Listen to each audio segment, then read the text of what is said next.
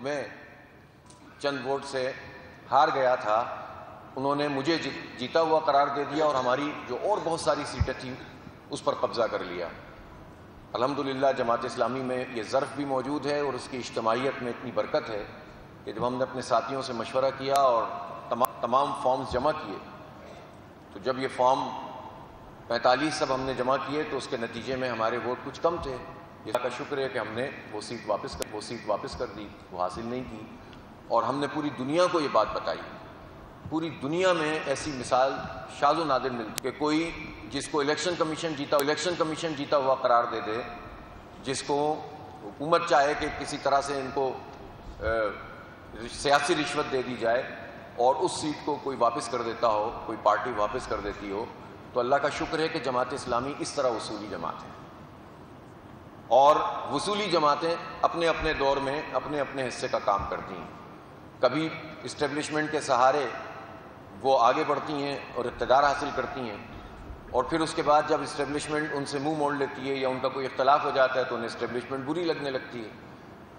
پھر اس کے بعد دوسری پارٹی آ جاتی ہے اسٹیبلشمنٹ کے سہارے، وہ آ کر اقتدار حاصل کر لیتی ہے، اور جو اپوزیشن میں چلی جاتی ہے اسے اسٹیبلشمنٹ بری لگنے لگتی ہے۔ تو یہ تو اقتدار کا میوزیکل چیئر ہے، اس میں اصول کہاں ہیں؟ آج اگر اسٹیبلشمنٹ آج کی اپوزیشن سے مذاکرات کامیاب کر لے تو سارے اختلافات دور ہو جائیں گے، اور ساری جمہوری روایات اور اقدار جس کو پامال کیا جا رہا ہے وہ ایک طرف رہ جائیں گی۔ تو اس کا مطلب یہ ہوا کہ یہاں اقتدار کی رسہ کشی ہے، یہاں مفادات کی سیاست ہے، یہاں جاگیرداروں اور وڈیروں اور خانوں اور سرداروں اور چودھریوں کی اجارہ داری ہے، جنہوں نے اپنے اپنے علاقوں کو بھی یرغمال بنایا ہوا ہوتا ہے۔ بڑی بڑی زمینوں پہ ان کے قبضے ہوتے ہیں جو نسل در نسل جو ہے وہ ان میں منتقل ہو رہے ہیں، اور اس کے نتیجے میں انہوں نے پوری سوسائٹی کو ایک طرح سے کیپچر کر کے رکھا ہوا ہے۔ تو اللہ کا شکر ہے کہ جماعت اسلامی ایسی آلودگیوں سے پاک ہے۔ جماعت اسلامی حق اور انصاف کی بنیاد پر سیاسی عمل میں شریک ہوتی ہے، اور جماعت اسلامی کا کام محض انتخاب لڑنا بھی نہیں ہے۔ ہم سوسائٹی کو، معاشرے کو بدلنا چاہتے ہیں۔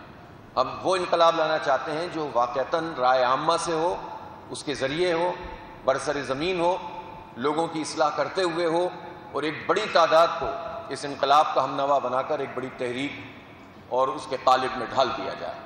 اس لیے جماعت اسلامی سیاسی میدان میں جد و جہد کرتی ہے۔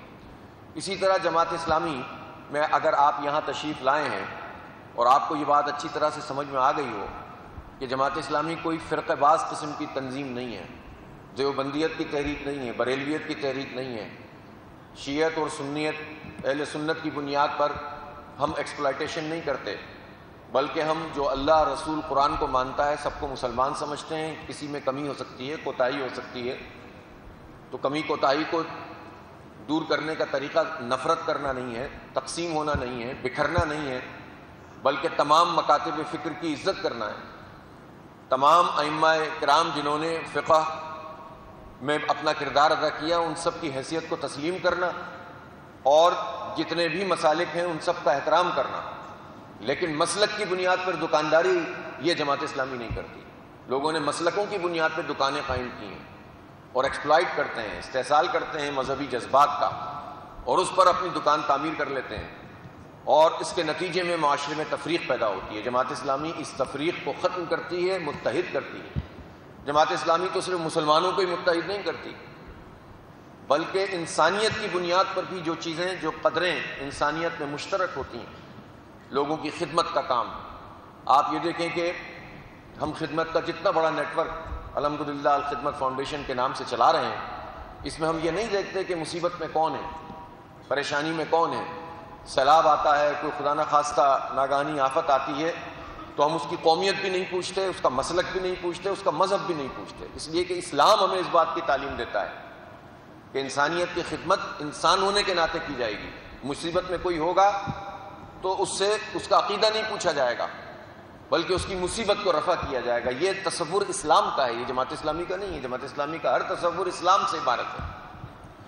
تو اس لیے آپ نے دیکھا ہوگا کہ چاہے ہندو ہوں، چاہے سکھ ہوں، چاہے کرسچن ہوں، بڑی بڑی آبادیوں میں اگر کوئی مشکل آتی ہے تو جماعت اسلامی پہنچتی ہے اور ان مسائل کو ایڈریس کرتی ہے، اس لیے کہ اس معاملے میں ہم انسانیت کے حوالے سے کام کرتے ہیں، ہمارا مائنورٹی ونگ بھی کام کرتا ہے۔ لاہور میں امیر جماعت اسلامی حافظ نعیم الرحمان خطاب کر رہے ہیں۔ सब्सक्राइब करें और बेल दबाएं ताकि कोई खबर रह न जाए।